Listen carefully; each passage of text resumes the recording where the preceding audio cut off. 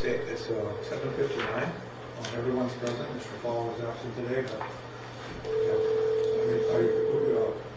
you were calling in Calling Zane. Zane because he's going to help us do this report, correct? Correct. Yeah. Okay. Well, Hi there. Good morning. We are just going to start the meeting, and we'll do the superintendent evaluation first, okay? Okay, no problem. okay. So has everybody got a superintendent evaluation in front of you? I'm going to walk through it real quick. Aaron and I, Mr. Loft and I discussed it yesterday. So if you open up the first page is goal setting, and total of 8 points. To be satisfactory, it has to be a 5, and Mr. Loft is at a 5.8. He's satisfactory in everything here. So a few comments there, and again, you would not expect him to be on top of the game with goal setting after 5 months. So that would be a couple of comments are made there. Under board relations with the board, 44 points total. To be satisfactory, he must score 27, and he averaged a 37. So I think that was one of the strengths of as far as communicating with the board. If you turn to the next page, I think this top one is one that I have noticed, and I think is important that he's not afraid to ask questions and seek out help and advice. And I think that's very important as a new superintendent, someone new to the job. Okay, and again, I think that's all pretty positive. Under human resource management, another area where he probably hasn't had a chance to do a lot of work yet. There's 40 points total in this. To be satisfactory, he must have a 24. And he averaged a 28.8. And if you turn the page, again, he hasn't had a chance to deal with a lot of these yet, so I think that's a pretty realistic score. Okay, curriculum and student services. You need 36 points. You need a 22 to be satisfactory. He scored a 26.6. If you turn the page again, he has not had a chance to deal with a lot of these yet, and I think you're going to see those things increase. Okay, and then the last one is community relations. The score is 20, and he's got a 12. He did 12 to be satisfactory, and he scores a 15.2. And I think he does a good job of getting out and making himself visible. And then the last one is operations and resource management. 45 total points here. You need a score of 31, and he's coming in at 39.8, which is pretty good. I think is really good as far as starting off. And turn to the last page, and one of the comments was he has a very positive start as superintendent of Harvey Public School, and the other one is that he's very approachable when we discuss school matters with all parties and entities of our school district. So after discussing with him, he has no concerns. I think he's doing a really good job. And so therefore, this is my recommendation that we accept his superintendent evaluation report. I'll move to accept the evaluation. Second? One second. Next second. Any discussion? Any discussion? Any discussion? All those in favor then, please say aye. Aye. And again, Mr. Love, thank you for your great start. Okay, so now we'll go to district financial report. That's the main reason we're meeting today. This has to be approved by a certain date, correct? Yeah. So who's going to go here? You going to go first? Mr. Love? I would say Zane. Okay. How are you doing, Zane? Hi, how are you guys? Good. Good. Okay, the floor is yours, or the table is yours, whatever you want to call it. Oh, okay. Yeah, so the first thing I wanted to mention was we had to get this done. They've actually been withholding our payment for November as far as state aid. It's not a big deal. We haven't needed it yet. And as soon as we submit this, they will release the funds to us as soon as it's processed. So that's why on your balance sheet that you have here, say from Chad, there's about 200-some thousand. Once we submit this and the payment gets processed, that's another $700-some thousand. So we're doing just fine. Just have to get this done again. But there's not much for me to say. I didn't prepare anything or whatnot. It's kind of like if you guys have any questions, I can try and answer them for you.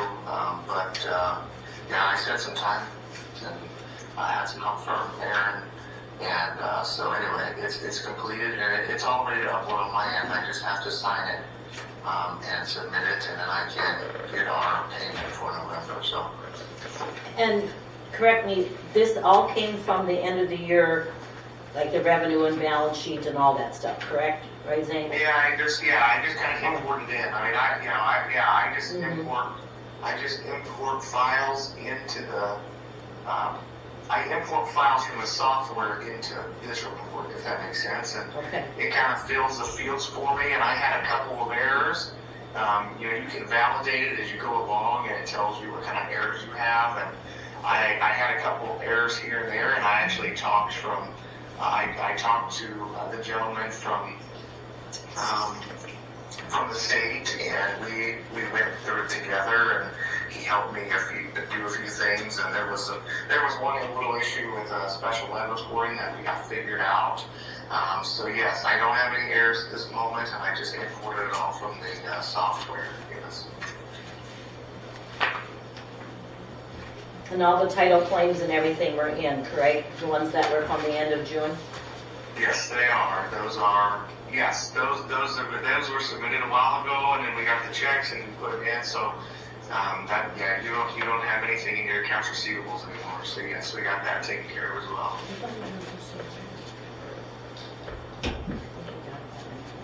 Oh, that's cool. Okay. I'll make a motion to approve the 24-25 financial report. Is there a second? Second. Probably moved by Clark, second by James to approve the 24-25 district finance report. So now we'll have questions for Zane or discussion or.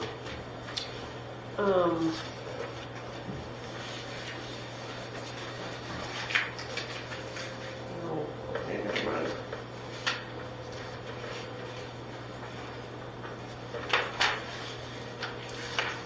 Is there a place where it says the total, like the difference between the total revenue and the total expenses?